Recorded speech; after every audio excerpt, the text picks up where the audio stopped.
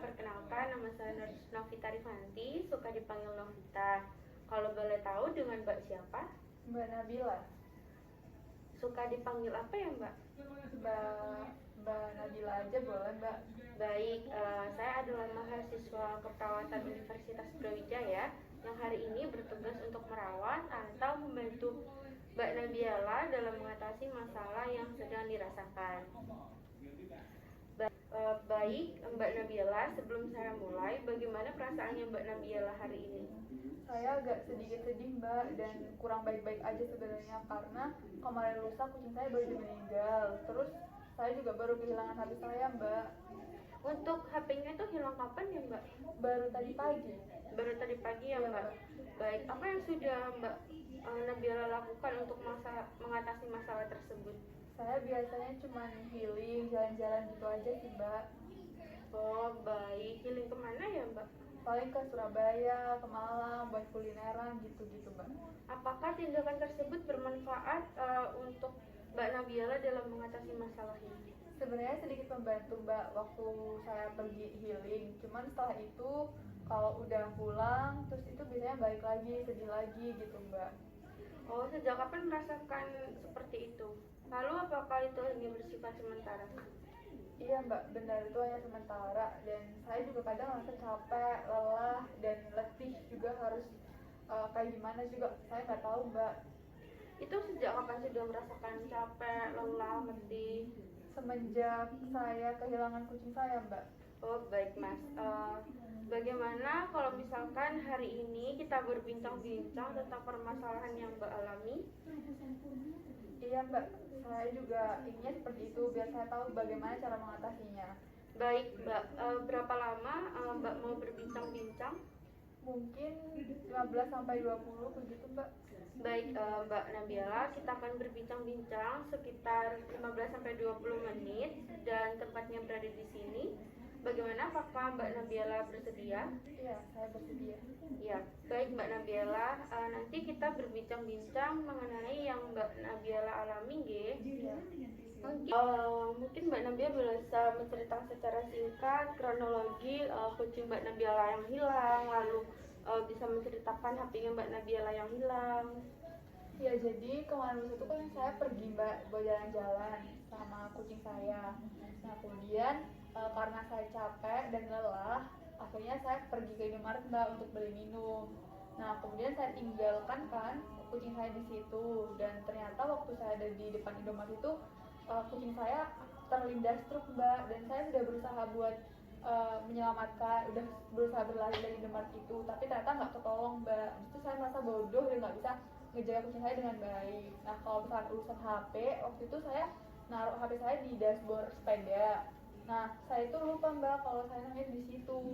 Kemudian saya balik lagi dan ternyata itu udah nggak ada lagi Mbak. Dan itu saya sedih banget karena baru aja kehilangan kucing saya meninggal itu, dan ditambah juga kehilangan HP saya. Dan saya merasa kenapa sih Mbak masalah ini tiba-tiba bertubi-tubi gitu loh Mbak datang ke saya. Apakah emang Tuhan itu nggak adil atau nggak sayang sama saya sehingga saya tuh diberikan cobaan yang begitu besar bertubi-tubi gitu loh Mbak. Ya mungkin salah saya juga sih, emang orangnya ceroboh dan sebenarnya juga jarang sholat sih Mbak gitu. Baik, jadi saya menyimpulkan bahwa apa yang dialami Mbak Nabila ini adalah mengalami distress spiritual ya Mbak. Jadi di sini ada leaflet mengenai distress spiritual, kita baca bersama-sama ya. Nah, distress spiritual ini tuh adalah suatu keadaan menderita yang berhubungan dengan hambatan kemampuan untuk menjalani makna hidup melalui hubungan diri sendiri, dunia, atau kekuatan Tuhan yang Maha Esa. Nah, biasanya distress spiritual ini termasuk respon akibat adanya stresor atau kejadian traumatis fisik atau emosional yang tidak sesuai dengan keyakinan dalam menerima kenyataan. Seperti yang Mbak Nabila ceritakan tadi, bahwa Mbak Nabila itu sedang kehilangan kucing yang meninggal, lalu kehilangan handphone gitu. Lalu Mbak Nabila memikirkan bahwa apakah Tuhan tidak sayang sama saya? Apakah Tuhan itu tidak adil dengan saya? Kenapa kok saya yang terus-terusan mengalami masalah ini gitu ya? Nah, jadi di sini itu Mbak Nabila sedang mengalami stres akibat yang kucing yang meninggal dan HP yang hilang. Lalu untuk penyebabnya itu ada 3 Mbak Nabila. Yang pertama ada faktor fisik seperti kecacatan fisik atau mental akibat kecelakaan dan bencana alam. Di sini Mbak Nabila tidak terjadinya faktor fisik ya, karena Mbak Nabila tidak mengalami bencana alam dan juga tidak mengalami kecelakaan. Lalu ada faktor psikologis seperti kehilangan orang, kehilangan benda, atau kehilangan hewan, atau bahkan kematian orang terdekat. Nah, saya menyimpulkan bahwa Mbak Nabila sedang mengalami faktor psikologis yang memicu Mbak Nabila karena kehilangan kucing yang disayang. Mungkin kucingnya udah bertahun-tahun ya Mbak Nabila ya, terus kehilangan HP yang disayang gitu. Lalu ada faktor lingkungan seperti menerima berita buruk tentang kesehatan dan hubungan sosial. Tadi Mbak Nabila menyebutkan tidak ada ya. Lalu ada perubahan kehidupan, tidak ada ya. Lalu lingkungan yang selama ini akrab, tidak ada juga ya. Nah, jadi seperti itu Mbak Nabila. Lalu di leaflet ini ada tanda dan gejalanya, seperti merasa ragu dengan nilai keyakinan. Tadi Mbak Nabila mengatakan bahwa Tuhan tidak sayang sama Mbak Nabila. Lalu Mbak Nabila merasa tidak nyaman, lalu merasa tidak dicintai sama Tuhan, lalu merasa bersalah, merasa bodoh. Tadi ya Mbak Nabila menyebutkan bahwa iya benar sekali. Lalu kurang pasrah, mengatakan terdapat masalah lain dengan Tuhan. Tadi Mbak Nabila mengatakan bahwa memang jarang sholat ya Mbak Nabila ya. Lalu selanjutnya ada insomnia. Mungkin Mbak Nabila sering insomnia? Iya, karena terlalu banyak pikiran mungkin ya Mbak, agak sedikit menyesal, jadi sedikit susah tidur kalau malam terlalu memikirkan kucing saya yang meninggal. Oh baik. Lalu ketika kucing yang meninggal, lalu HP-nya meninggal, apakah Mbak Nabila menangis? Waktu itu menangis Mbak ketika kucing saya pasca meninggal itu. Mungkin tapi perlahan-lahan saya udah bisa mengikhlaskan dan coba berpikir jernih, cuman memang kesulitan tidur Mbak karena terlalu banyak pikiran. Oh baik, jadi Mbak Nabila sering insomnia ya, memikirkan kucing yang meninggal, terus selalu menangis, selalu merasa marah gitu ya Mbak Nabila ya. Lalu mungkin Mbak Nabila menolak untuk bertemu orang terdekat atau ustadz-ustadz gitu? Kalau untuk ustadz-ustadz, karena emang saya jarang ya Mbak buat ketemu, dan juga untuk orang sekitar saya agak sedikit emang tertutup orangnya, jadi emang sulit untuk berinteraksi sosial. Oh gitu, jadi Mbak Nabila orangnya introvert ya? Iya. Baik. Lalu untuk ritual religius seperti sholatnya tadi kan Mbak Nabila menyebutkan kalau sholatnya jarang ya. Berarti memang itu salat jarang itu dari kucing yang meninggal atau memang dari dulu-dulu sudah jarang sholat? Dari sebelum-sebelumnya juga sudah jarang sebenarnya. Oh gitu ya. Oh berarti Mbak Nabila ini jarang sholatnya bukan karena masalah kucing yang meninggal ya, tapi memang sebuah habit gitu ya. Iya. Baik. Lalu untuk saya nanti akan melakukan asuhan keperawatan yang bertujuan untuk ada 3. Yang pertama adalah kognitif, yaitu menyampaikan penderitaan yang Mbak Nabila alami. Tadi Mbak Nabila sudah menceritakan secara singkat. Lalu mengenali makna hidup dan kekuatan yang maha tinggi. Nanti saya akan bantu Mbak Nabila untuk meningkatkan nilai religius dan spiritualnya ya Mbak Nabila. Lalu ada psikomotor, yaitu membuat daftar makna hidup, melakukan kegiatan kehidupan yang berguna. Nanti kita akan melakukan mencatat kegiatan Mbak Nabila dalam sehari-hari untuk mengingat jadwal sholat gitu ya. Lalu ada afektif ini itu emosi. Jadi Mbak Nabila ketika sudah sholatnya rajin, nanti Mbak Nabila bisa merasakan bahwa Tuhan itu menyayangi Mbak Nabila. Jadi Mbak Nabila tidak merasa pesimis, takut Tuhan itu tidak sayang Mbak Nabila. Jangan ya Mbak Nabila, Tuhan itu sayang sama Mbak Nabila. Lalu Mbak Nabila juga merasa bahwa orang-orang itu mencintai Mbak Nabila, lalu bisa merasakan bagaimana kebahagiaan dalam hidup gitu. Lalu sampai sini apakah ada pertanyaan Mbak Nabila? Jauh ini belum ada sih Mbak, mungkin nanti Mbak tolong aja dibantu bagaimana cara mengatasi masalah yang sedang saya alami. Oke, baik.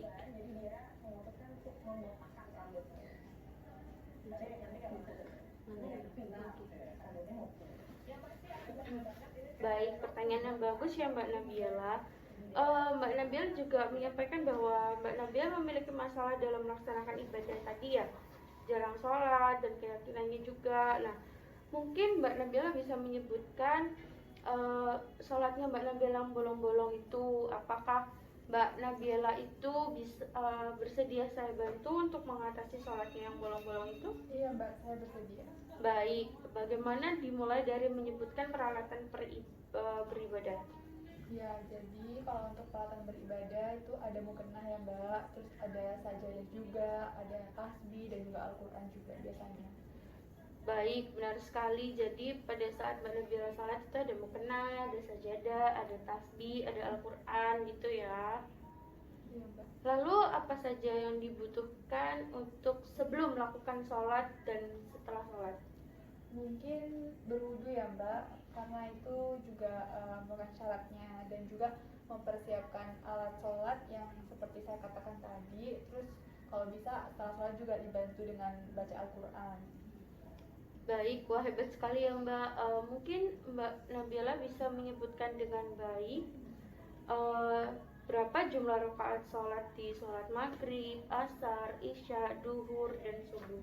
Kalau maghrib 3 rakaat, isya 4 rakaat, kemudian subuh 2 rakaat, zuhur 4 rakaat, dan juga asarnya 4 rakaat Mbak. Baik, benar sekali ya Mbak Nabila. Mungkin bagaimana kalau misalkan selanjutnya kita merapikan tempat sholat atau memodifikasi tempat sholat supaya Mbak Nabila ketika sholat itu merasakan nyaman? Boleh Mbak, tapi bagaimana ya Mbak caranya? Jadi begini, di sini saya mempunyai gambar mengenai contoh memodifikasi tempat sholat. Jadi mungkin Mbak Nabila bisa memberikan wallpaper dinding supaya lebih cerah dan berwarna, lalu bisa menaruh almari untuk tempat Al-Quran dan mukena, lalu bisa juga ada kayak gantungan pakaian yang kecil yang seperti ini yang ditempel, iya itu mungkin bisa digunakan untuk menaruh tasbih. Lalu bisa juga menggunakan kipas angin yang ditempelin di dinding atau bisa juga AC. Nah, berfungsi untuk membuat Mbak Nabila nyaman, sejuk, tenang, jadi merasakan bahwa sholat itu ikhlas gitu loh Mbak Nabila, jadi tidak terganggu oleh suara-suara lingkungan yang lain, mungkin seperti itu. Iya, ya sebenarnya benar juga sih Mbak, buat kita agar lebih enjoy dan nyaman dalam beribadah gitu ya Mbak ya. Iya benar Mbak Nabila. Kalau begitu setelah memodifikasi yang digunakan untuk sholat hari ini, mungkin kita bisa memulai untuk melakukan sholat dan berdoa secara teratur agar Mbak Nabila diberikan ketenangan oleh Tuhan untuk menghadapi masa hidupnya. Nah, pada hari Jumat nanti mungkin Mbak Nabila bisa bersedekah ya. Jadi sedekahnya itu tidak perlu mahal dan mewah, tetapi ikhlas dan istiqomah. Gitu ya Mbak Nabila. Mungkin bisa ke ojol, ke Shopee Food, ke Gojek, ke Grab atau ke tukang becak. Bisa kasih atau enggak ke masjid 5.000. Insya Allah itu bisa membuat hati tenang gitu ya Mbak Nabila. Nah, mungkin setelah itu kita membuatkan jadwal rutin nanti ibadah untuk Mbak Nabila, untuk mengingatkan Mbak Nabila bahwa jam segini salat subuh, jam segini salat duhur, jam segini salat ini, sehingga Mbak Nabila tidak lupa untuk melakukan sholat. Seperti itu ya Mbak Nabila. Iya Mbak, saya setuju sekali. Baik, sebelum kita menulis jadwal, mungkin Mbak Nabila bisa memakai mukena terlebih dahulu. Cara memakai mukena. Ini saya pakai ya Mbak? Iya. Boleh saya lepas masker Mbak? Boleh.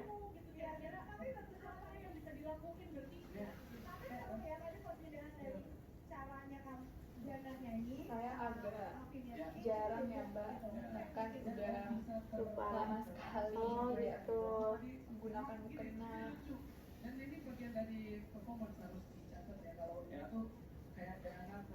Jadi begini Mbak Nabila, ini permisi ya, ini maju, ini agak diginiin, ini agak maju karena ini adalah aurat. sampai dagu, lalu kita seperti ini Mbak Nabila. Nah, kan cantik kalau kayak gini. Terima kasih Mbak. Iya, jadi ininya bagian dahinya agak maju karena ini adalah aurat. Jadi seperti ini. Apakah Mbak Nabila merasakan nyaman, tenang? Iya sih Mbak, lebih ke merasakan hal yang sempat hilang dalam diri saya, karena kan udah jarang banget sholat dan sekarang bisa merasakan lagi gimana caranya biar pakai mukena seperti itu Mbak. Ya, jangan lupa sebelum sholat kita berwudu dulu ya. Iya Mbak. Ya, baik. Lalu selanjutnya kita akan menuliskan catatan harian kegiatan Mbak Nabila. Jadi di sini ada jam 04.30.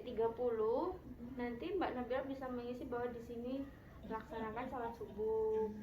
Lalu di sini ada kolom-kolom tentang tanggal, nanti bisa ditulis tanggal berapa, lalu ditulis di sini ada keterangan mandiri, dibantu atau tidak dilakukan, seperti itu yang Mbak Nabila. Lalu ini bisa Mbak Nabila bawa, nanti Mbak Nabila saya bantu isi supaya Mbak Nabila tidak lupa juga. Baik Mbak. Nah, sampai sini apa ada pertanyaan Mbak?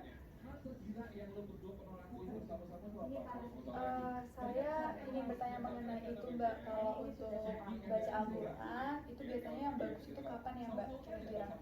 Sebenarnya baca Al-Quran itu tidak harus ditulis dan stagnan gitu ya Mbak. Jadi dirasa enak, biasanya itu habis sholat maghrib atau sholat subuh 2 atau sampai 3 ayat saja. Lalu itu bisa membuat tenang hati, atau bisa juga mendengarkan ceramah dan bahkan membaca Al-Quran.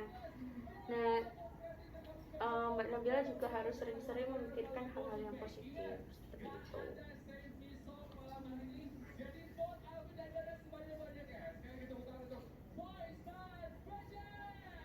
Oh ya udah Mbak, berarti kalau gitu mungkin nanti saya akan minta bantuan murotal, kan sekarang udah bisa diakses begitu ya Mbak, untuk bisa mendengarkan ayat suci Al-Quran juga. Iya, benar Mbak Nabila, sesuai dengan keinginannya Mbak Nabila aja ya. Iya Mbak. Baik, apakah ada pertanyaan sampai sini?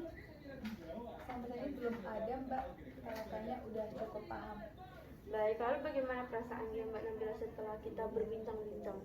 Alhamdulillah sih Mbak, sudah agak lega, tenang juga, dan sedikit terarah, dan sekarang juga udah lebih tahu gimana cara mengatasi masalah yang sedang saya hadapi. Mungkin Mbak Nabila bisa mengulang apa yang sudah kita bahas tadi. Oh ya, jadi ketika ada masalah mungkin yang berhubungan dengan spiritual, hal yang mungkin bisa kita lakukan adalah mendekatkan diri sama yang di atas, bisa dengan baca Al-Quran atau mendengarkan murotal, dan juga memperbaiki sholat, seperti itu Mbak. Baik, benar sekali ya Mbak. Setelah kegiatan ini dan sementara Mbak tidak bersama saya lagi, bila ada pikiran, perasaan dan perilaku yang negatif yang baru muncul, mungkin Mbak bisa segera menuliskan di lembar tersebut, dan di rumah Mbak untuk bisa melatih jadwal kegiatan harian yang sudah ditulis tadi, yakni dengan melaksanakan sholat 5 kali dalam sehari, yaitu pada pukul 4:30 subuh bisa melakukan sholat subuh, lalu jam 12 yang ada sholat duhur, lalu jam 3 sore ada sholat asar, dan jam 6 sore ada sholat maghrib, lalu jam 7 ada sholat isya. Nah, semua kegiatan itu bisa Mbak kerjakan, lalu Mbak tulis pada lembar yang sudah dibuat tadi. Baik. Iya Mbak, siap, insya Allah saya akan tuliskan dan laksanakan semuanya dengan teratur sesuai dengan yang sudah kita sepakati hari ini Mbak. Baik Mbak, mungkin minggu depan kita bisa bertemu kembali untuk melakukan latihan lagi ya Mbak. Mungkin Mbak pengen latihannya di mana dan jam berapa dan hari apa? Mungkin bisa tetap di sini saja ya Mbak, kita ambil hari Senin, dan untuk jamnya mungkin seperti sekarang pagi jam 9. Baik, minggu depan jam 10 di hari Senin ya Mbak ya? Betul. Baik, sampai ketemu minggu depan di hari Senin jam 10 ya Mbak. Semoga hari-hari selanjutnya akan menjadi lebih baik. Mbak hari ini sangat luar biasa. Saya senang berdiskusi dengan Mbak. Selamat beristirahat dan jangan lupa untuk selalu melihat buku catatannya. Baik Mbak. Selamat pagi dan assalamualaikum. Waalaikumsalam, terima kasih banyak Mbak.